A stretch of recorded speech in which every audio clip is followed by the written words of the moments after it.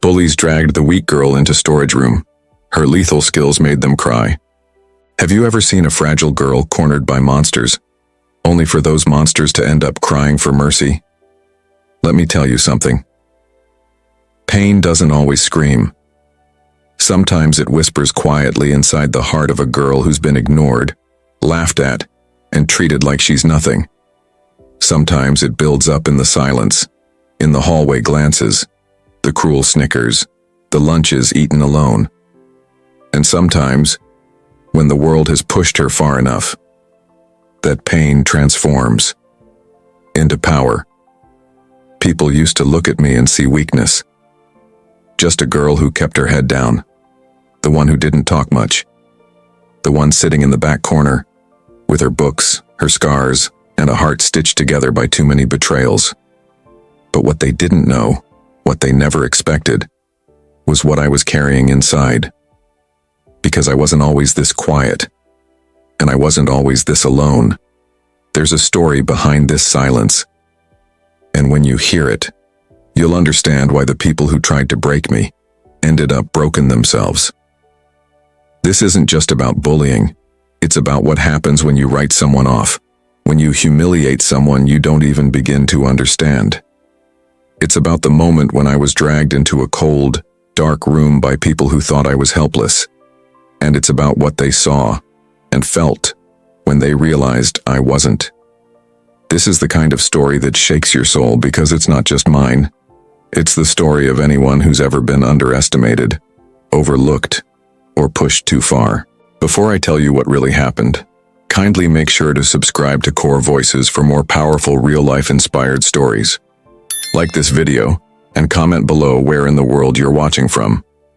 If you fight for justice, and you believe no one is to be humiliated or disrespected, type justice in the comments and also share your thoughts below. It helps more than you know. And don't forget to share this story with someone who needs to hear it. If this kind of story speaks to your soul, drop a 1 in the comments if you love stories like this, or a 0 if you don't, so we know what to do better. They never really saw me. They saw a hoodie, a quiet girl, somebody who walked with her head down, backpack hugged to her chest like it was the only thing keeping her together. I guess that's all they thought I was, a shadow slipping through the hallways. And maybe I liked it that way. Maybe being invisible felt safer than being noticed, because every time I'd been noticed before, something broke inside me. I was the new girl at Westmount High, a school that smelled like bleach, cheap perfume, and secrets. The kind of place where everyone's already picked their people, and if you show up late like I did, there's no seat left at the table, just stares, just whispers, just silence so loud it could crush your ribs. My name is Zara. I'm 17. And most days it felt like I was drowning inside my own body. I'd sit through class with a racing heart and trembling hands, trying to look calm when my insides were screaming. Teachers thought I was shy. Students thought I was weird. Nobody ever guessed that I was grieving, that my whole world had cracked open 2 years ago when my big brother Micah died in a hit and run, and they never found who did it. He was the only person who really saw me, my protector, my best friend, the only one who made me feel like I wasn't too much or too little. He used to tell me, Z, people think silence means weak, but silence can be where your fire sleeps. When he died, I went silent for real. We moved after that. Mom couldn't handle living in the same house where Micah's laugh used to echo down the halls. She started working double shifts just to forget the empty chair at the dinner table. And me? I disappeared into myself. At Westmount, I found this little space behind the art building, all cracked pavement and peeling murals that no one cared to fix. That's where I'd eat lunch, alone, every day, with my back to the wall and my headphones in, pretending music was enough to fill the silence. Sometimes I'd draw, just messy sketches in the margins of my notebook. Eyes, hands, storm clouds. I never showed anyone. Art was my way of bleeding quietly, without the mess. No one ever came back there. Not the popular girls, not the athletes, not the teachers. Just me and the wind, and the occasional cat that looked more homeless than I did. I thought I was safe back there, until the day he showed up. It started small, a footstep too close, a shadow stretching longer than it should have, and then the comments. Slick little jabs meant to cut beneath the skin. They called me Creepy Zara, said I was probably into witchcraft or something. One girl whispered that I'd put a curse on her hair because it started falling out after I walked past her. I didn't respond. I never responded. That's the thing. When you stay quiet, people think you're an easy target. But the truth is, I was studying them. Every smirk, every fake laugh, every lie they wrapped in laughter and called just a joke. I saw everything they thought I was too weak to notice. And he, the ringleader, his name was Devin. He was loud. He was beautiful in that dangerous kind of way. Captain of the basketball team, smiled with all his teeth but none of his soul. He had this way of making people feel small without even raising his voice. He never said my name. Not once. But he looked at me. Like I was nothing. Like I didn't even deserve to exist in the same air as him. The first time he called me out in front of the class, I remember my throat tightening like a noose. I was just reading a poem out loud, something I'd written in English. It was private. It wasn't for them. But the teacher made me share it. When I finished, Devin clapped slow, loud, mocking, said I sounded like I was about to cry, laughed like he'd done something heroic. Everyone else laughed too. That's how it always works, right? Nobody wants to be the one who doesn't laugh, even if it hurts. I kept my eyes down. I folded the paper. I said nothing. But that was the day I started remembering. Started remembering who I was before the grief, before the silence. The girl Micah trained every summer in our backyard. The girl he told never to be afraid of her own strength. The girl who learned how to fight, not with fists, but with focus. You see, my brother wasn't just some guy who liked boxing. He was a regional MMA champion. He taught me how to read people, their posture, their breath, their weaknesses. He taught me how to fall and get back up without flinching. And I never told a soul. I let the world think I was weak. I let Devin think I was broken. Because I knew what was coming. And when it came, when they dragged me into that storage room, I stopped being afraid. You ever been so humiliated, so stripped down, that you started to feel like maybe the pain was proof you were still alive? That's what happened next. It was a Tuesday. I remember because the cafeteria was serving that greasy pizza that made the whole school smell like regret. I was walking through the hallway between third and fourth period just trying to make it back to the art building. Eyes low, shoulders hunched, hoodie up, invisible mode. And then, it happened. Troy. That's his name. Basketball captain. Everybody loved him. The kind of boy whose smile could get a teacher to look the other way. The kind of boy who could make cruelty look like charm. He didn't say a word. He just stuck out his foot as I passed, and I went flying. Straight down. Knees cracked against the floor. My sketchbook exploded across the tiles, pages fluttering everywhere like broken wings. My pencils rolled under lockers, and my elbow stung where it scraped the floor, but I didn't make a sound. Didn't give him the satisfaction. People laughed. Not a lot. Just enough. Some pretended not to see. That's the thing about schools like Westmount. Silence ain't always about fear. Sometimes it's about survival. I got up slow, collected my drawings with hands that wouldn't stop shaking. Still didn't look at him. Still didn't say a word. But something must have shifted that day, because silence wasn't enough for him anymore. The next few days got darker. First, it was the little things. Gum stuck in my locker vents, books knocked out of my hands, whispers behind my back. Then the rumors started. That I was a freak, a thief, that I got kicked out of my last school for mental problems. None of it true. All of it carefully planted, but the silence, that's what made it grow. Nobody spoke up. Not the teachers. Not the students. Not even the janitor who saw me crying in the stairwell one morning. And then came that day. It was raining. I remember because my hoodie was soaked through by the time I got to school. My shoes made that awful squelch sound with every step. My fingers were numb. I didn't even make it past second period. I was walking to the library when it happened. A hand grabbed my arm. Not hard, not violent, just firm enough to tell me I didn't have a choice. Before I could speak, 2 more shadows closed in behind me. I recognized their faces.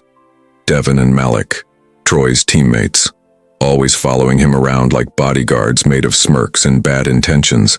They flanked me like it was a routine. No yelling, no threats, just quiet menace.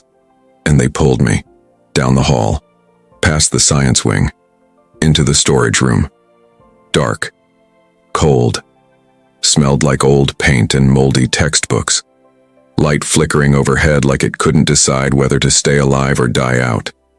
Metal shelves stacked high with forgotten supplies, a mop bucket in the corner, and me, shoved into the middle like a prop in someone else's story. I still didn't speak. I remember that vividly. My heartbeat was loud in my ears, my breath shallow, but I didn't cry. I didn't scream. I just stared, right at Troy, and he stared back.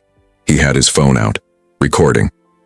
"Look at this," he said, not with words but with his eyes. That smug challenge, that look predators give before they pounce.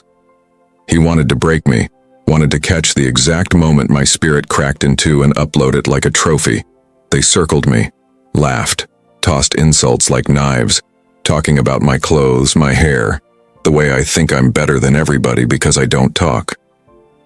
One of them grabbed my sketchbook out of my backpack and flipped through the pages, ripping one out and holding it up like a joke. It was a drawing of Micah, my brother, the only face I'd ever drawn from memory. He crumpled it, threw it at my feet, and still, I said nothing. But inside, something was boiling. Because I wasn't scared. Not in the way they expected. I wasn't shaking because of fear. I was shaking because rage had nowhere to go. Because grief was waking up inside me like a storm that had slept too long. I could feel Micah, right there with me.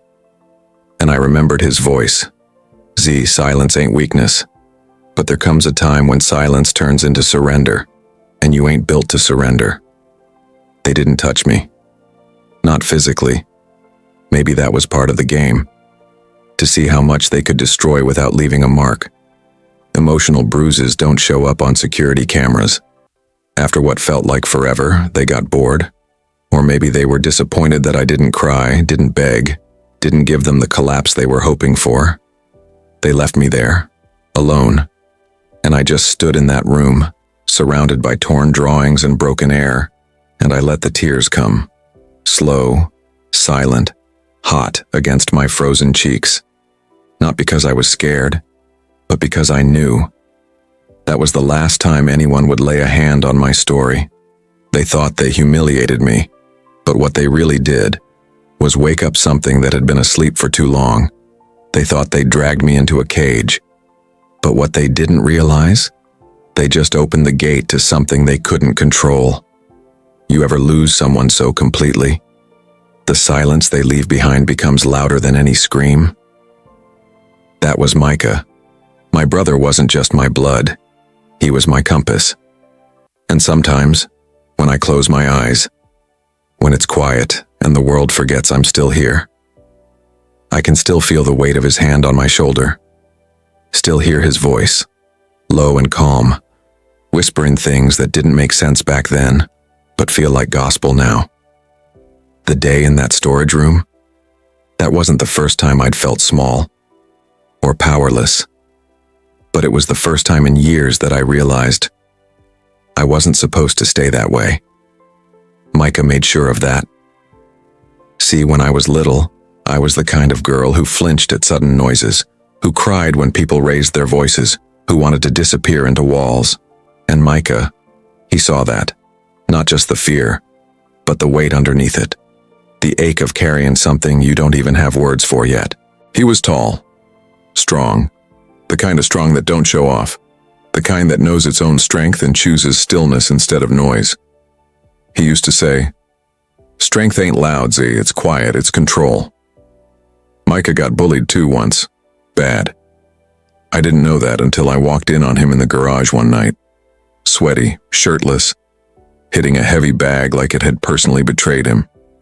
His knuckles were bleeding, but his face was calm. Like every punch wasn't about rage, but rhythm. He didn't yell, didn't stop, just looked at me, wide-eyed, scared little me, and said, "You ready to stop being afraid?" I didn't answer. I just nodded. That was the first night he took me to the dojo. It wasn't flashy, no trophies, no mirrors. Just a small room above a laundromat with padded floors and a wall that smelled like old wood and sweat and memory. The lights flickered. The mats were faded. But for the first time in my life, I felt like I had room to be something different. Micah didn't teach me to hit back first. He taught me to breathe, to listen, to stand still even when the fear came rushing. He used to say, "Discipline is what keeps you from breaking. Anybody can swing, but not everybody can wait." We trained every week, after school, late at night, weekends. While other kids were scrolling through their phones or hanging out at the mall, I was striking pads with tears in my eyes, learning how to let the pain pass through me without owning it. I remember this one moment like it's tattooed on my ribs. I had just missed a roundhouse kick for the third time. My balance was off. I was frustrated, crying, and he just knelt beside me, wiped my face, and said, "The power ain't in your legs, it's in your stillness. Find your center. Always come back to that."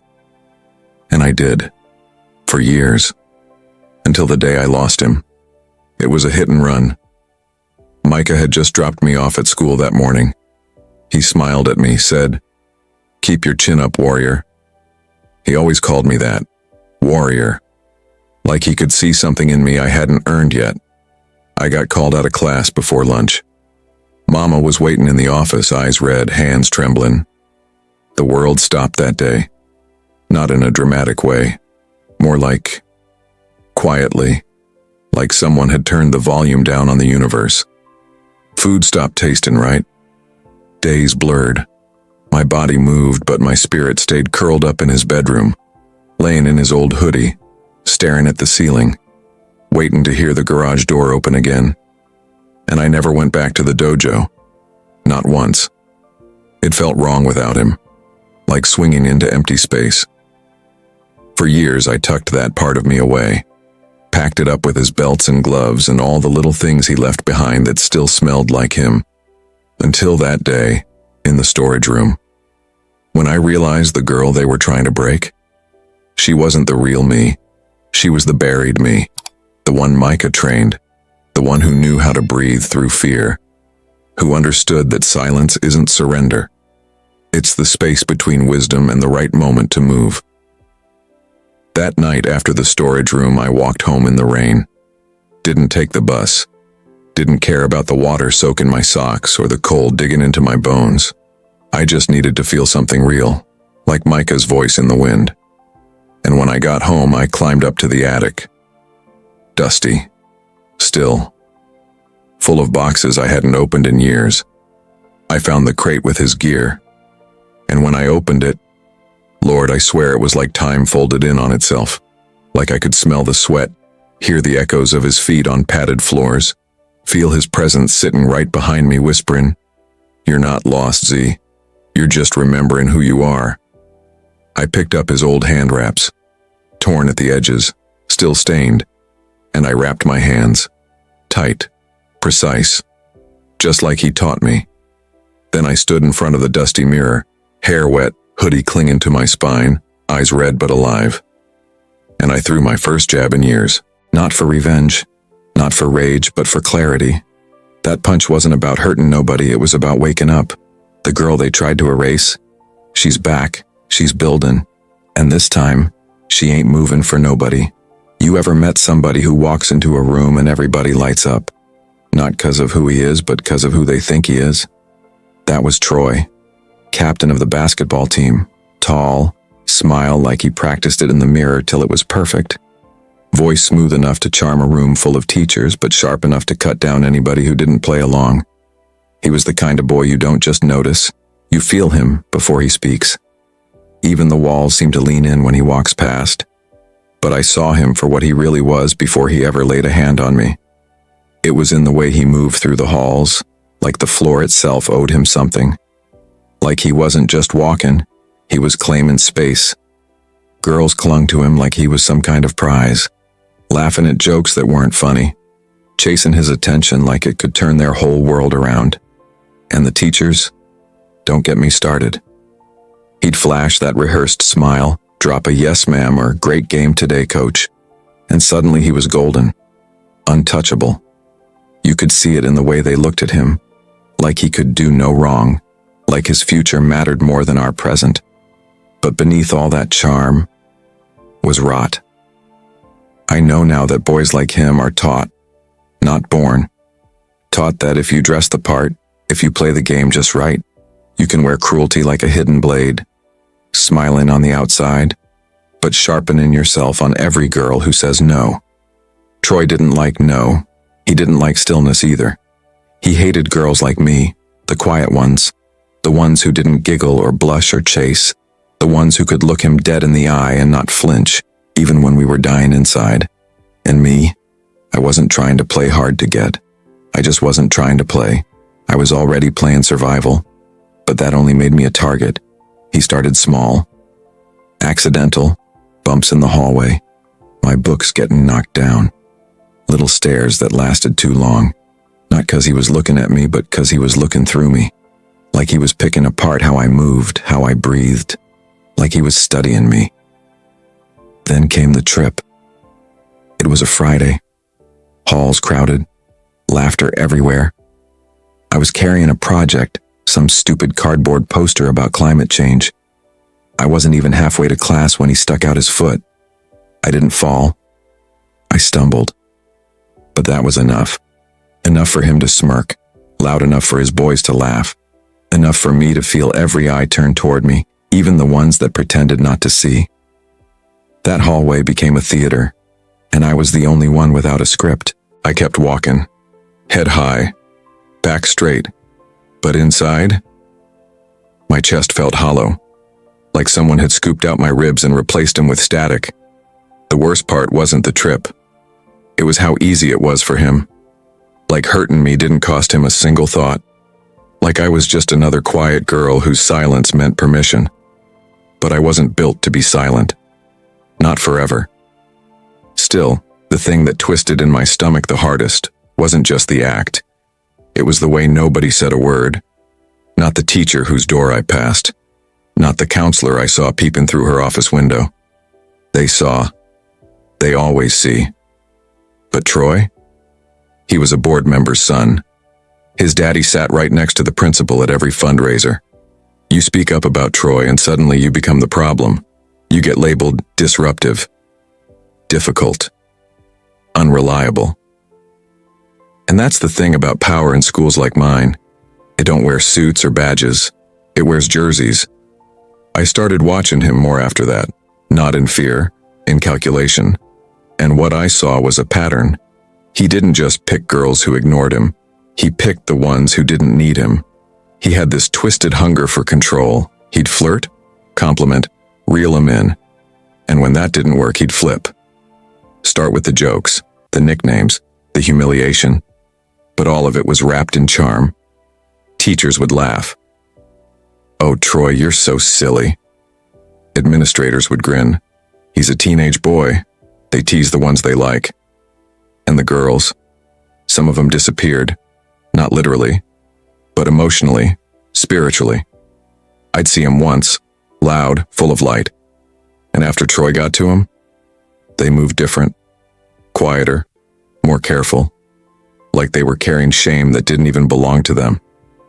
And nobody asked why. They just let the light dim and blamed it on teenage drama. But I remembered what Micah taught me. Predators don't hunt the loudest prey. They hunt the ones who freeze. The ones who think nobody will come when they scream. Troy was a predator, and every time he smiled, it was a mask. Every time he raised his hand in class, cracked a joke, won another game, the school clapped like they were worshiping a statue made of glass, not knowing what was underneath. But I saw the way his eyes narrowed when he didn't get what he wanted, the way he stared too long at girls who walked away, the way he whispered and laughed with his boys, then looked back to make sure you knew they were talking about you. He didn't just want attention, he wanted compliance, and when he didn't get it, he made you pay. That's how he justified what he did to me. In that storage room. He thought silence was the same thing as submission. He thought my stillness meant weakness. But what he didn't understand was this. I wasn't frozen. I was calculating, just like Micah taught me, waiting for my center, waiting for my moment, waiting to rise. They left me there on the cold concrete like I was nothing. Door slammed shut behind him, their footsteps echoing down the hallway like laughter that never ends. I didn't cry. I didn't scream. I didn't move. Not for a long time. My body ached. My ribs felt like they were holding secrets they didn't ask for. My legs trembled, not from weakness, but from the way the world shifted. Like gravity itself betrayed me. The light in that room, it was too bright. Fluorescent, buzzing. That harsh kind that makes everything look sterile, like even the air's been scrubbed clean of empathy. But it couldn't clean what just happened.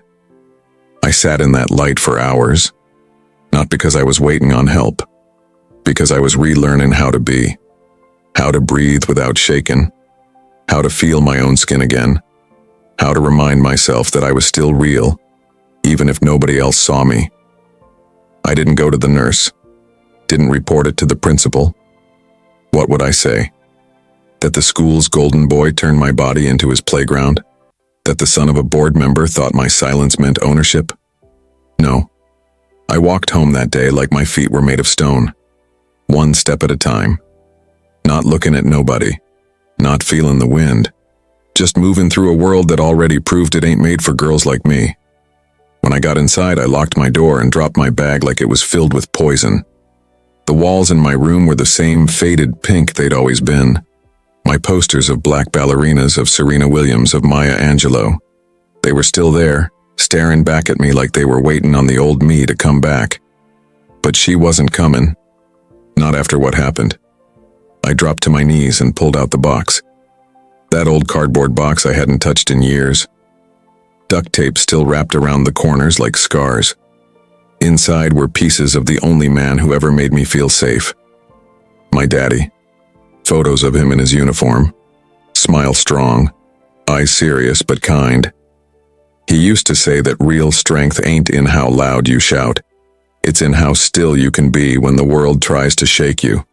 Under the photos were the medals, proof that he fought battles far from home, but never forgot to train me for the ones I'd face right here. And tucked beneath all that was the notebook, brown leather, worn, edges frayed from years of hands flipping through it. Inside, his handwriting, every move he ever taught me, self-defense drills, breathing techniques, notes about pressure points, stance, reaction time. Back then, I thought it was just our secret game, father and daughter, playing soldier in the living room while chaos lived in the kitchen. But now I knew better. He wasn't playing. He was preparing me. That first night, I stood in front of my mirror, hands shaking, took off my hoodie, looked at the bruises, one on my collarbone, one on my side. Finger-shaped pain mapped across my skin like a language I never agreed to learn. I traced them, not with hate, but with clarity. These weren't just marks. They were reminders. So I opened the notebook, turned to the first page. Breathe first. Fight second. Don't forget who you are. I started slow, movements like water, not sloppy, not loud, just me and my reflection. Jabs, blocks, twists, rolls, every move like a prayer back to myself. My muscles remembered before my mind did. The way he taught me, rhythm, focus, economy of motion. He said never fight out of anger, fight out of center, out of truth. That became my ritual. Every night after school, I'd lock my door, roll out a towel on the floor and move. Quiet, focused, eyes like steel. I wasn't training to hurt nobody. I was training to never be helpless again. I studied, researched, not just moves, Troy. I learned his roots through the school, when he left the gym, what days he stayed late in the locker room, who he walked home with. I noticed how his smile dropped when nobody was watching, how his eyes shifted when he didn't get attention, how he always needed to control a room to feel like a man. He wasn't brave, he was calculating, like a wolf who knew exactly which sheep were limping. But I wasn't limping no more. I was watching, studying, becoming something he'd never expect, prepared, not for revenge. I ain't thinking about busting his face or exposing him online. I wanted survival. I wanted power that couldn't be taken away behind closed doors. I started writing down patterns, not just his, the system's. The way teachers looked away, the way other girls whispered but never spoke up. The way our school held up athletes like gods while telling girls like me to be careful who you talk to. I made charts, connections, started noticing other girls like me, the quiet ones, the ones who'd been dimmed. And I saw the pattern in them too. Different names, same silence, same bruises they couldn't explain, same flinch when a boy's voice got too loud. That's when it hit me. This wasn't just about me, this was about all of us. We were never taught to be safe, just silent. Never taught to be seen, just obedient. But I wasn't built for obedience. I was built for resistance. So I started small, left a note in a locker, wrote down a hotline number in a bathroom stall, passed a slip of paper to a girl who kept showing up late with tears in her eyes. No names, no pressure, just breadcrumbs in the dark for anybody searching for a way out. I wasn't a savior, but I could be a signal that not all of us were sleeping. Not all of us forgot how to fight. And all the while, I kept training. Some nights, I cried between punches. Other nights, I'd hit the air so hard I'd collapse from exhaustion. But I never stopped. Because every night I could still feel his hands on me. Still hear that door slam. Still see the look on his face when he realized I wasn't gonna scream. And if he ever came back, if he ever tried again, he wouldn't be facing the same girl. He'd be facing a storm he ain't ready for. You ever feel your heart drop in slow motion? Not from fear, but from the weight of realizing that what you thought was an isolated wound is really a system of cuts, stretching across bodies that look like yours, hearts that break like yours. That's what happened the day I saw her. Another girl. Same hall. Same look in her eyes. Like she was carrying a storm but afraid to let the lightning show. She was leaning against the wall outside the girls' bathroom, arms crossed tight, hoodie halfway up like she was trying to disappear into herself. But I saw her, saw the tremble in her fingertips, the way she flinched when someone walked by too fast, the shadow of something unspoken clinging to her like smoke. And then I saw him, Troy, across the hall, staring, not at her face, not at her humanity, but at what he thought he could take. And I knew, in my gut, in my bones, in that place inside us where the truth always lives, even when we're scared to name it. This wasn't about popularity, or teasing, or even power. This was predatory, calculated, and covered by silence that was louder than screams. I felt sick, like my whole body was remembering the cold tile floor, the slam of that door, the taste of my own fear stuck in the back of my throat. But I ain't freeze. Not this time. I watched her slip into the bathroom and I watched Troy smile like a man who already decided the outcome. And I knew right then, I had to do something. Even if it meant breaking the rules they made to protect boys like him. So I did what they tell us to do. I went to the counselor, sat in that office, breathing like I was swallowing fire. Told her everything I saw. Told her about me too. About what happened in that equipment room. About the notebook, the bruises, the silence. She blinked. Took notes like I was giving her grocery items, not trauma. Said she was sorry I felt that way. Said it like my pain was a misunderstanding. She smiled soft, told me it would be looked into. But her eyes said what the whole system screams. Troy's a good kid. You must be mistaken. I left that room shakier than I went in, because now I wasn't just hurt, I was dismissed. And that kind of invisibility, that cuts deeper than any bruise. But I didn't stop. I started collecting more. Notebooks, notes, patterns, dates, names. Even overheard conversations in locker rooms when they thought no one was listening. He wasn't just bold, he was protected. Teachers laughed at his jokes. Coaches turned a blind eye. Girls whispered his name like a ghost story, one you don't say too loud or too often or else he might appear. And then the threats started. Slips of paper in my locker with no name. You talk, you disappear. One day, I found my gym bag open. My brother's photo, the one I kept tucked between pages of my book, burned. Edges curled, his smile half gone, like they tried to erase his presence just to send a message. That broke me in a way I didn't expect. See, my brother died when I was 12. Car crash, quick, brutal, no warning. He was my shield, my laughter, my sense of safety. Keeping that photo close was my way of feeling like he was still watching over me. And now someone took that too. I broke down in the hallway that night. School was empty, just me and a few custodians moping up silence. I sat on the floor, back against the cold lockers, tears running like rivers that never learned how to stop. And for the first time since it all began, I said it out loud. I can't do this anymore. Not as a whisper, not as a question, as a surrender. But in that surrender, something woke up. Not rage, not revenge, resolve. A voice inside me, not soft, not unsure, said, then burn the whole thing down. Not with fire, with truth, with light, with all the receipts I'd been collecting, stacked like ammunition. I started creating a dossier, pages, footage, timelines, testimonies, anonymous ones from girls I gently reached out to, ones who'd been waiting for someone to believe them. And I wasn't just gathering facts. I was building a mirror, one that would reflect Troy's face back at the world for what it really was. And that system, that school, that counselor, they'd have to look too. I was done being afraid. I was done letting grief and fear shrink me. This wasn't just about stopping Troy anymore. This was about freeing every girl still walking those halls with chains no one else could see.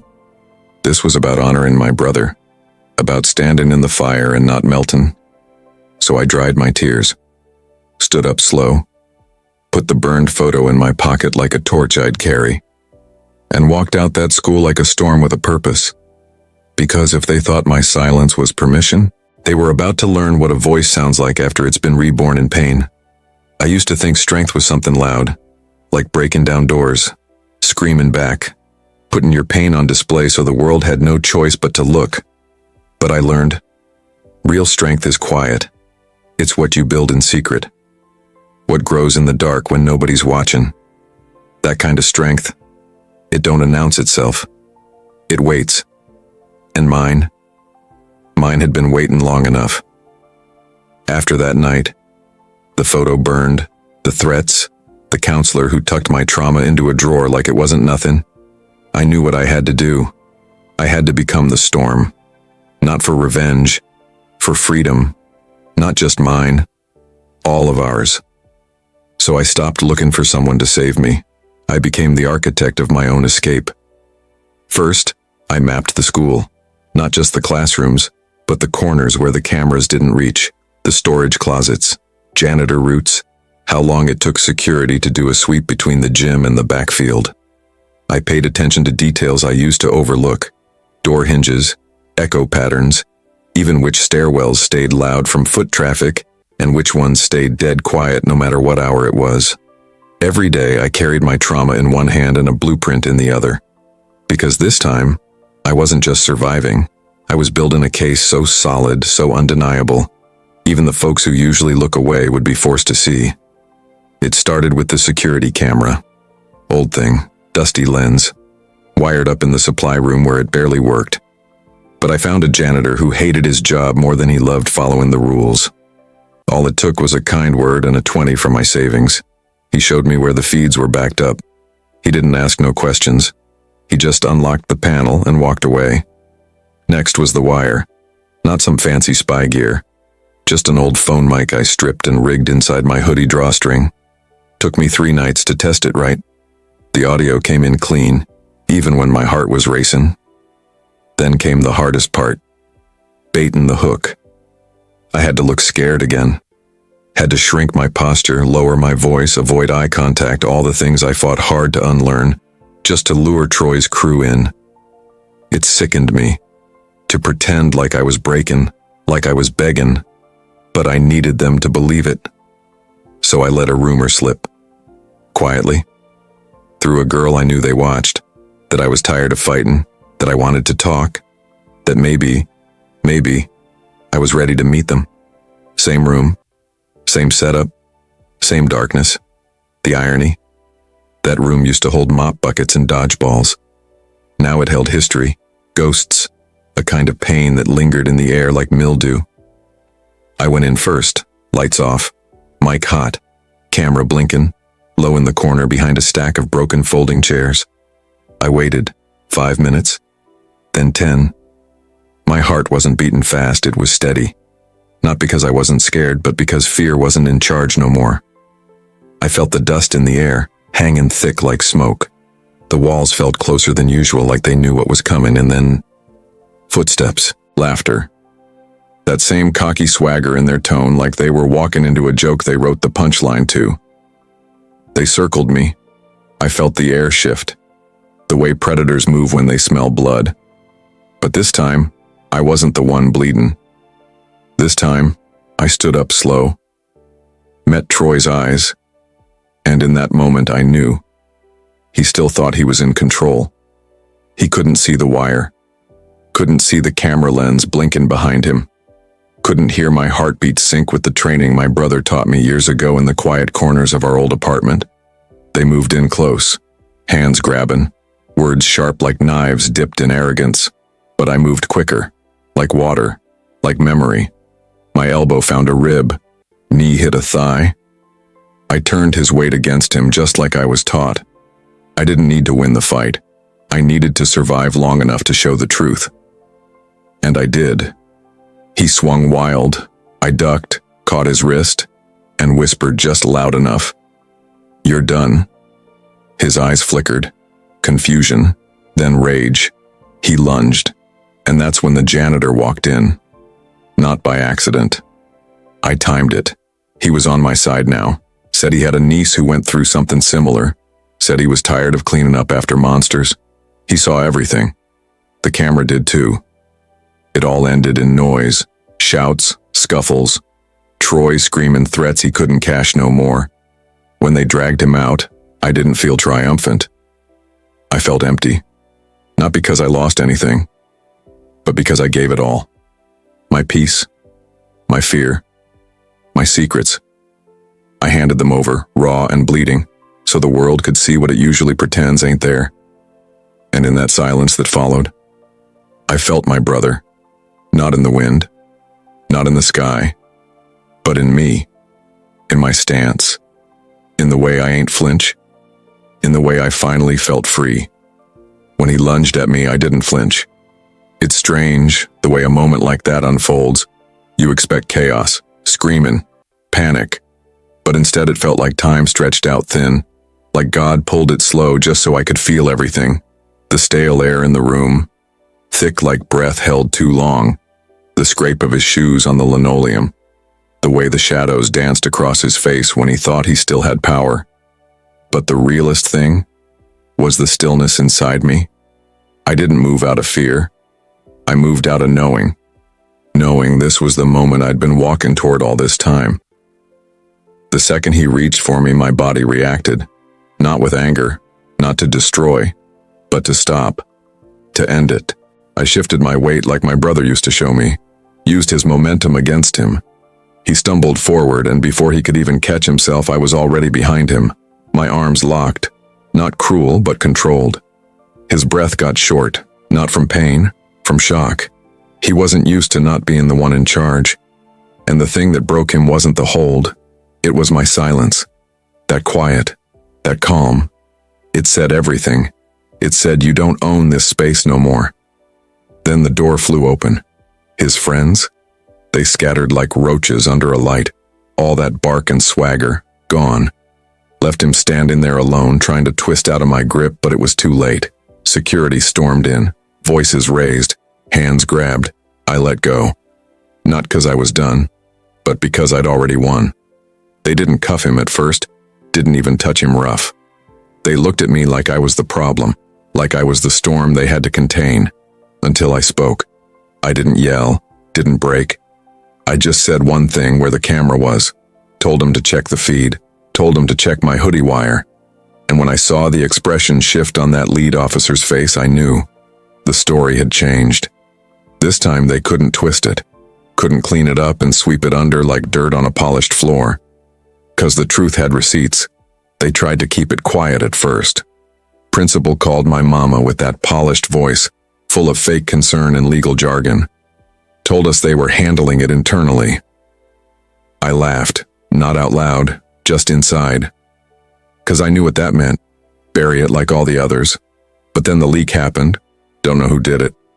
Maybe it was the janitor. Maybe a student on the inside. Either way, that grainy footage hit the internet like a flame dropped on dry brush. 1 second, I was just a name whispered in hallways. The next, I was everywhere. My face, my fear, my fight. People saw me swing, block, step back, saw me hesitate, not to run, but to protect myself without hurting him. They heard his voice, his threats, the tone that dripped entitlement. They saw his friends back him, then run when it wasn't easy no more. And for once, just once, the world believed me. Not the version of me they thought they knew. Not the quiet girl, not the dramatic one, not the troublemaker, not the liar. They saw the girl who fought back. And for the first time in my life, I wasn't just heard. I was understood. But let me tell you what they don't show you in those viral clips. They don't show you what it's like to sit in your room while your phone buzzes nonstop, with strangers calling you hero, icon, inspiration. They don't show you how your hands still shake when you wash them, remembering the weight of someone else's violence pressing down. They don't show you how exhausted you feel when people celebrate your pain like it's entertainment. I didn't want to be famous, I just wanted to feel safe. And even with the world watching, that didn't come easy. There were whispers still. People saying I planned it, that I wanted the attention, that I was too calm to be telling the truth, that if he had done something wrong, I should have gone to the police quietly instead of embarrassing a good student.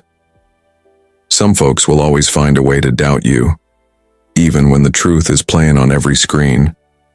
But you know what made it worth it? It was the quiet inbox messages. Girls I'd never met telling me he hurt them too. Told me they tried to speak. No one listened. Said seeing me gave them the courage to name what happened, to stop carrying shame that never belonged to them. One of them said, "You didn't just survive, you showed us how to fight." And that's when I knew. Even if my name fades from headlines, even if the school tries to rewrite the story for their reputation, even if Troy's family pays lawyers to scrub the internet clean, the truth already planted roots. It's growing in silence, in voices I'll never hear, in girls I'll never meet. But it's growing. And me? I'm still here. Not whole yet. But I ain't broken. I carry scars now. But not all scars are reminders of pain. Some are proof that I bled and didn't die. That I faced a monster in the dark and walked away holding the light. They said he was expelled. Just like that. No apology. No real explanation. No meeting in the auditorium to address what happened. Just a quiet note sent out in a school-wide email, like it was some regular policy issue. Student conduct violation. Student withdrawn. That's all they gave me. That's all they thought I deserved. But I knew what it meant. It meant the mask cracked. It meant the boy with charm and secrets couldn't outrun the truth anymore. It meant people finally saw him. Not the polished smile, not the board member's son, not the golden boy with straight A's and college scouts, but the shadow behind the smile. And when the footage leaked, when my name started to echo beyond school walls, the ground shook beneath people who used to look me in the eye and pretend they didn't see me. Suddenly, teachers who never said my name right were praising me in interviews. Classmates who sat silent when I walked through the halls with bruises in my eyes but none on my skin were resharing my story with hashtags and fire emojis. Even the local news came knocking. A black girl stands her ground. A black girl tells the truth. A black girl wins. But let me be real with you. Victory didn't feel like balloons and confetti. It felt like silence. It felt like sitting on the floor of my bedroom, lights off, phone on the charger across the room so I wouldn't hear the notifications. It felt like crying alone, not because I was hurt, but because my body had been clenched for so long I forgot what peace felt like. You know what else they don't talk about? What justice costs. How even when you win, you still carry the fight inside you. Every step feels like you're waiting for the next blow. Every room feels like someone's still watching you, waiting to discredit you, disarm you, dismiss you. But even in that, I found something else. Space. Space to breathe again. Space to let my brother's voice echo in my head, not as a memory of grief, but as a compass. I started speaking, not in some big fancy stage at first, just small circles. After school, in community centers, Zoom calls with young girls from other cities. I talked about self-defense, yeah. But more than that, I talked about trust in your voice, because that's what Troy tried to take. Not just my safety, not just my body, but my truth.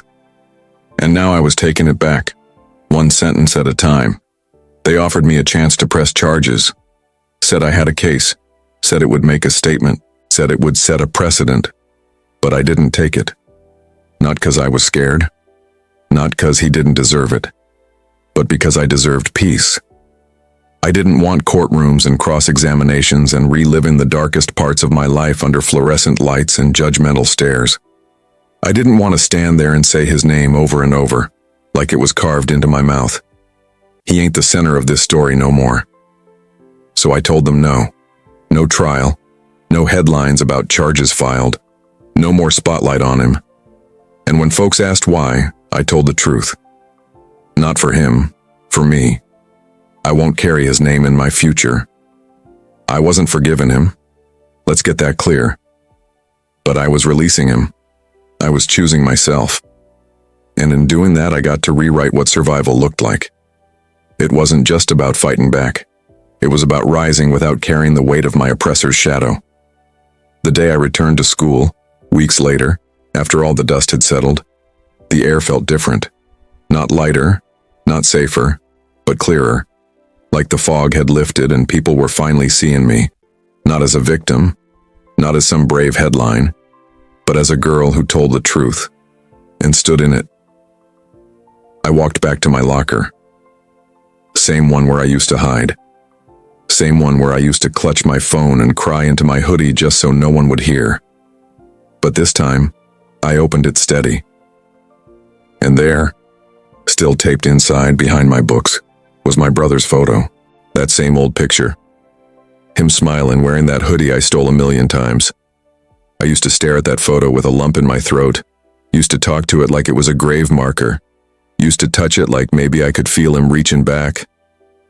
But now, I looked at him and smiled. Not because I stopped missing him. I never will. But because I knew he'd be proud. He taught me how to fight with my fists when needed. But more than that, he taught me how to stand even when I was shaky. He taught me how to walk away from battles that ain't mine. He taught me how to stay soft even when the world tried to harden me. And now I live like a woman who survived a fire but still smells like rain. A woman who ain't looking for revenge, just restoration. A woman who ain't perfect, but whole. So if you're hearing this, wherever you are, just know, your voice is enough. Your truth is enough. You ain't what they did to you. You ain't the shame they tried to plant in your chest. You are the storm they never saw coming. And if my story can give you even a drop of strength, then all the pain, all the silence, all the night, I'm Zara, and I'm still here. Not broken, just reborn.